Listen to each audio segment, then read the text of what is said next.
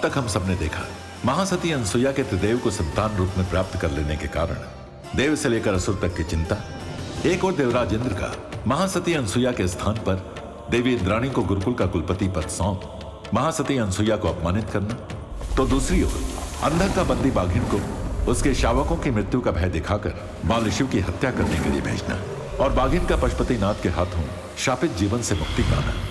अब इसके आगे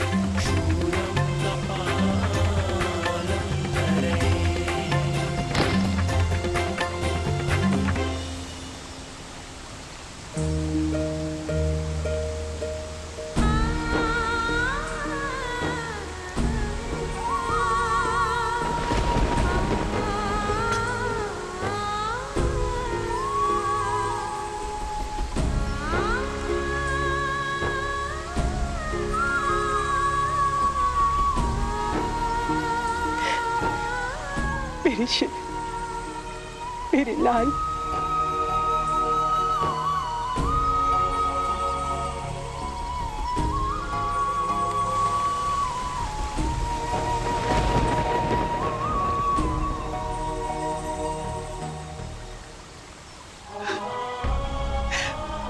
कितनी बार कहा है मैंने, अकेले बाहर मत जाया कर। यदि कुछ हो जाता तुझे तो क्या करती मैं, कैसे जीती? जब आपका आशीर्वाद मेरे साथ है तो मुझे कैसे कुछ हो सकता है माँ? किसी के भाव से सामने वाले का स्वभाव नहीं बदलता पुत्र। हिंसा, आक्रमण, भक्षण उस बाघिन का स्वभाव था। यदि वो तुझ पर आक्रमण कर देती तो क्या करती मैं? माँ, प्रेम के सामने हिंसा की जीत कभी नहीं हो सकती।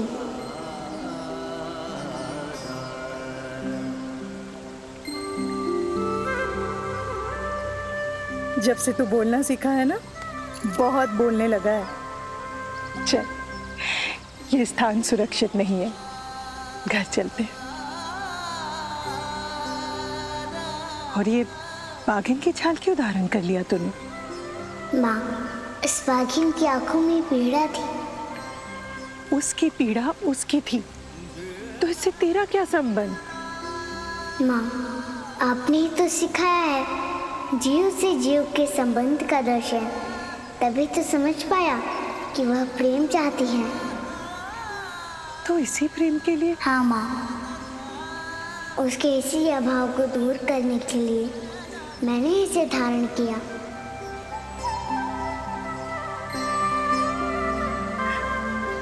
इसका अर्थ तू इसको नहीं त्याग करेगा? यदि त्याग कर दिया तो संसार से उपेक्षित, पीड़ित उस बाघिन की आत्मा को कभी मुक्ति नहीं मिलेगी। इसलिए इसको धारण करने की मुझे अनुमति दे दीजिए माँ। परंतु तू एक अकेला है संसार को नहीं बदल सकता शिव। माँ, हम सब में बीज एक ही होता है।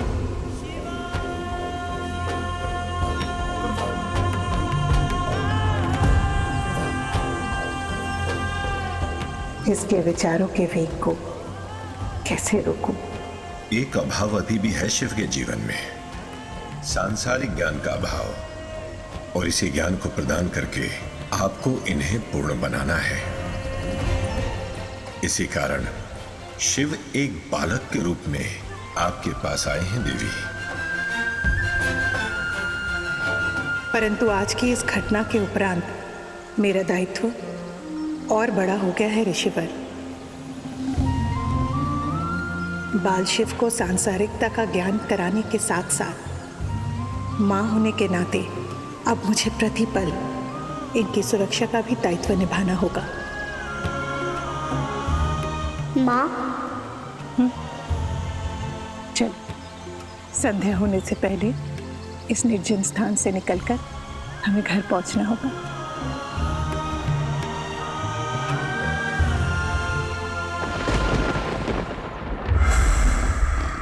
अंधेरे में डर लग रहा है, माँ की याद आ रही है। आती होगी तुम्हारी माँ।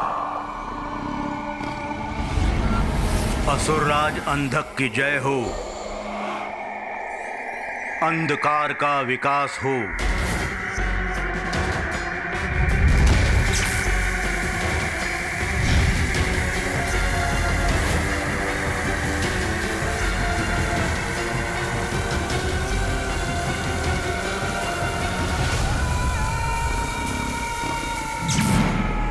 निर्बल निर्भय बागिन महाशिव को मारने आई थी, स्वयं मारी गई।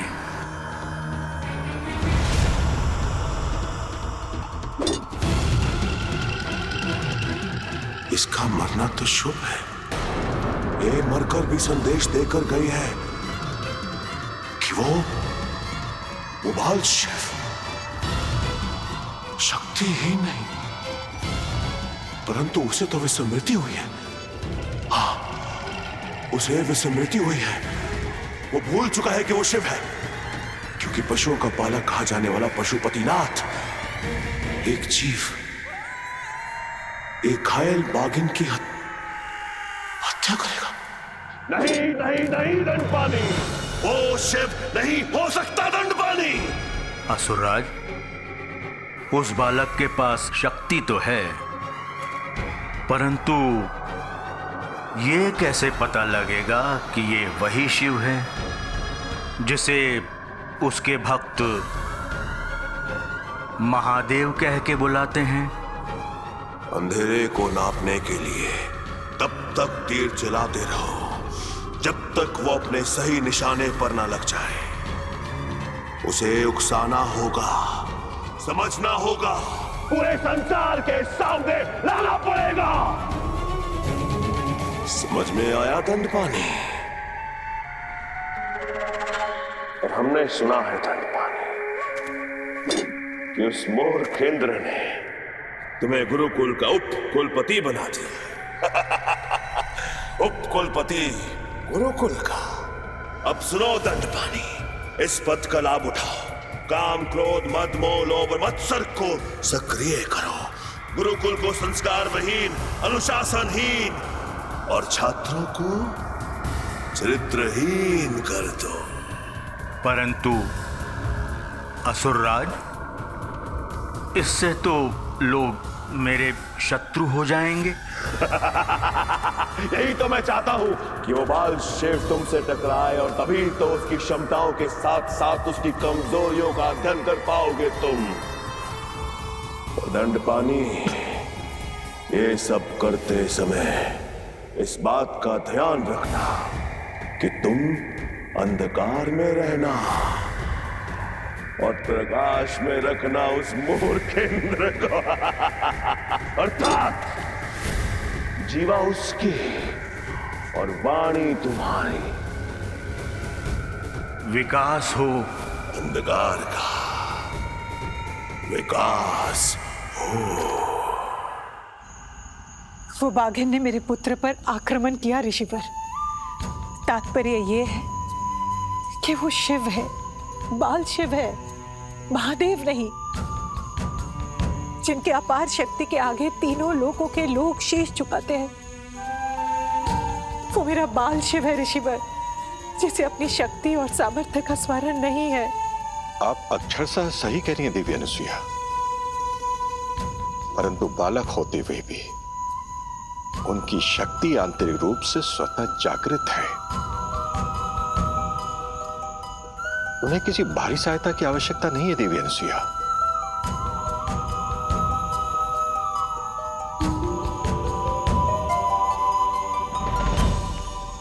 एक माँ के हृदय की पीड़ा को आप नहीं समझ पाएंगे ऋषिवर। कोई तो है जो मेरे पुत्र को हानि पहुंचाना चाहता है। मैं निस्सहाय और मौन नहीं रह सकती ऋषिवर। देखिए, एक माता के रूप में जो आपके कर्तव्य हैं, जो आपके उत्तरदायित्व हैं, आप अवश्य उन्हें पूरा कीजिए। बस एक बात का स्मरण कीजिए आप, जब स्वयं शिव ने अपने बाल शिव रूप को उस दिन देवी पार्वती के समक्ष प्रकट नहीं किया था, तो क्या ये उनकी लीला नहीं थी? कोई भी आसुरी शक्ति चाह कर भी इन त्रिदेवों का हित नहीं कर सकती देवी।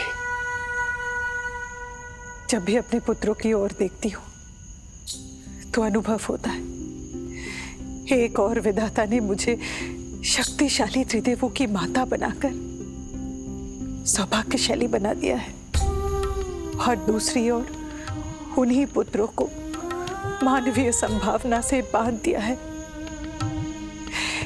ईश्वर की इस रहस्यमयी विडंबना से मां का मन सदा ही संघर्ष करता रहेगा ऋषिवर। अब ईश्वर भी तो वही है देवी, और ये रहस्यमयी विडंबना भी उन्हीं की है। हम और आप तो इस नई लीला के निमित्त मात्र हैं बस।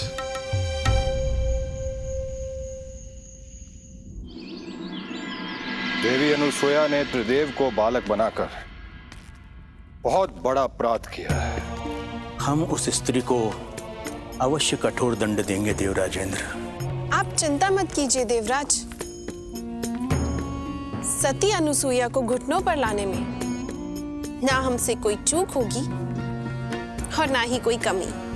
हाँ देवराज, देवी इंद्राणी सही कह रही हैं, और मैंने तो पहले से ही नई शिक्षा नीति बनाकर तैयार कर ली है।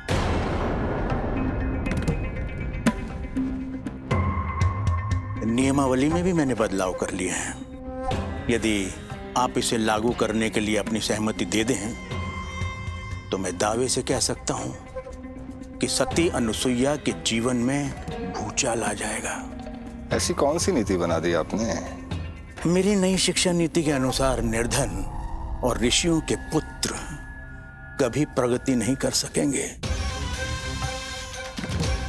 उनकी उन्नति का मार्ग सदा के लिए बंद हो जाएगा। और इतना ही नहीं, अनुशासन का पाठ पढ़ाने वालों के लिए गंभीर दंड का भी प्रावधान रखा है मैंने। आपके हस्ताक्षर भर होने का विलंब है देवराज, फिर देखना कैसे पलक झपकते बाल त्रिदेव सती अनुसुईया के चंगुल से बाहर आते हैं।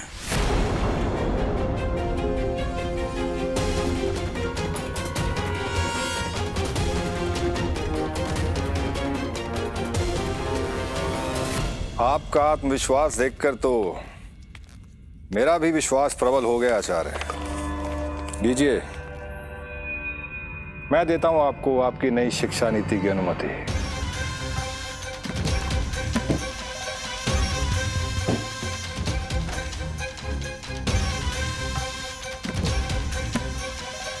वास्तव में आपने देवताओं के विनाश की अनुमति दी है देवराज। अब मैं आपके इस एक हस्ताक्षर से इस गुरुकुल को असुरों का गुरुकुल बना दूंगा। अब अंधकार का विकास होकर रहेगा।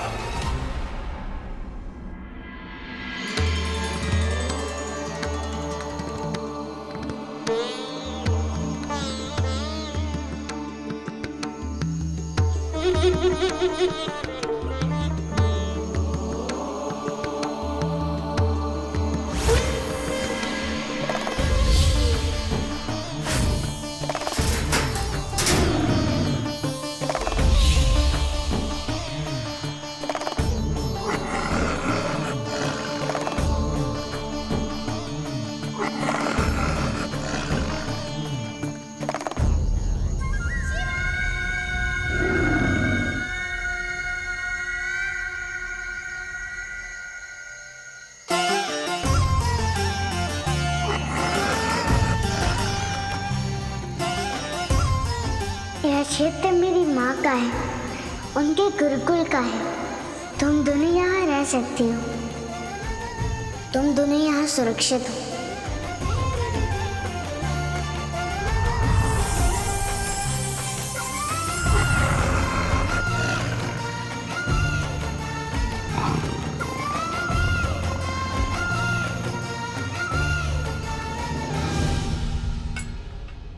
आइए, अपने अपने स्थानों पर बैठ जाइए। शिव कहाँ है? माँ, वो सदा ही अकेले रहना चाहता है। हाँ माता, शिव को खेलने में भी रुचि नहीं है। मैं उसे बुला कर लाती हूँ। देवी, वो कैलाशवासी शिव हैं। एकांत, ध्यान और मौन में रहने वाले। परंतु अभी वो एक पृथ्वीवासी गृहस्थ पुत्र है, उन्हें इन सब से भी परिचित होना है ऋषिवर। आप देव और नारायण को भोजन कराइए, मैं स्वयं शिव का भोजन लेकर जाती हूँ। हाँ हाँ, अवश्य। देवी की आज्ञा कौन टाल सकता है। और आप शीघ्र भोजन लेकर जाइए। कहीं आपका शिव ध्यान लगाकर बैठ गया तो।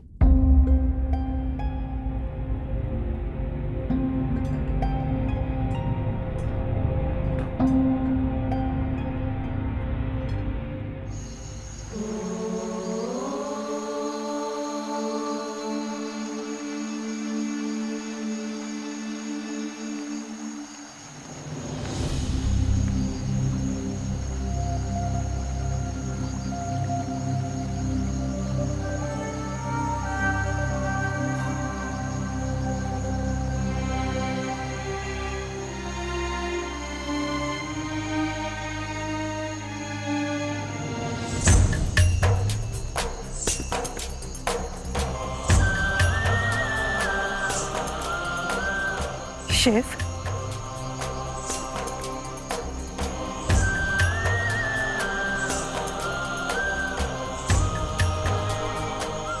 हाँ माँ। भोजन कर ले।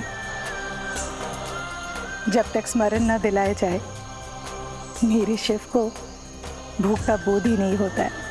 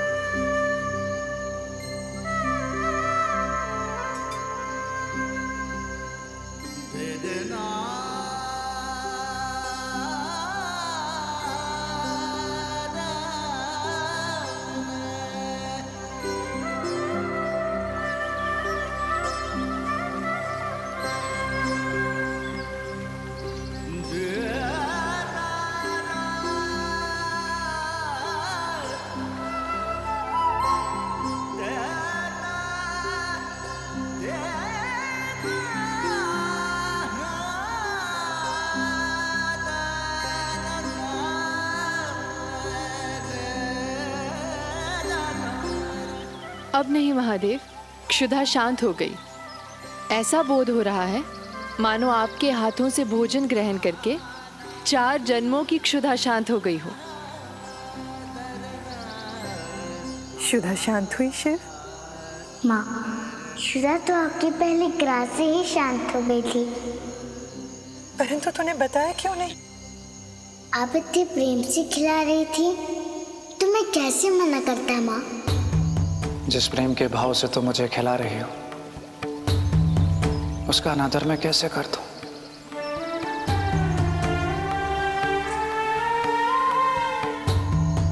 जानती हूं, आप किसी भी आवश्यकता से परे हैं महादेव।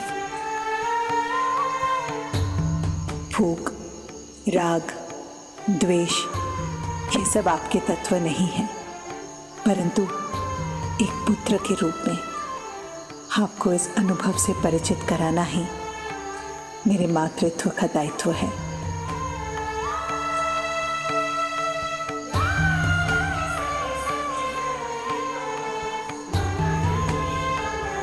शुदा शांत हुई तो कहना होता है, बताना होता है, नहीं तो भोजन कराने वाले का अपमान होता है। अवश्य माँ, मैं आपकी ये बात सदा स्मरण रखूंगा।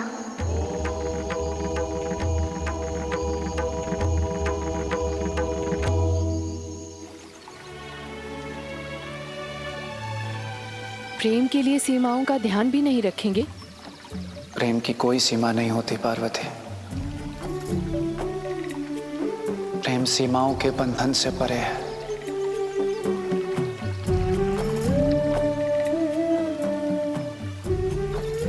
मुक्त और अथाह प्रेम तो पृथक अस्तित्वों को एकात्मकता प्रदान करता है, जैसे तुम।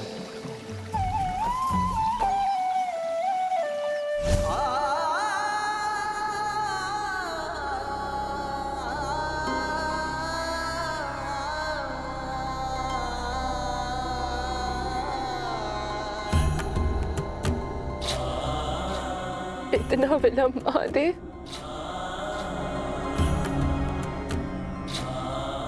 क्यों?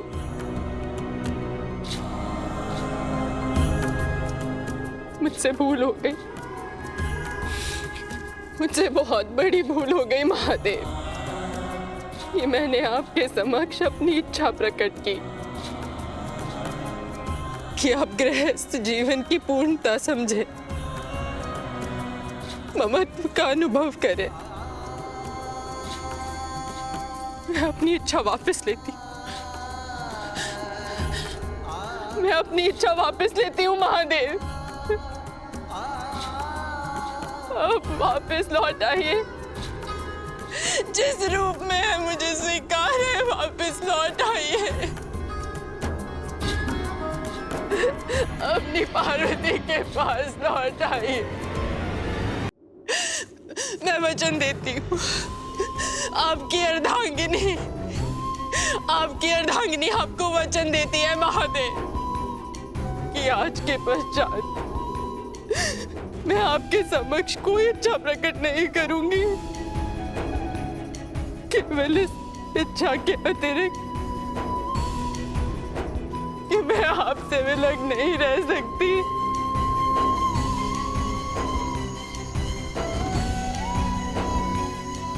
वापस लौट आइए महादेव,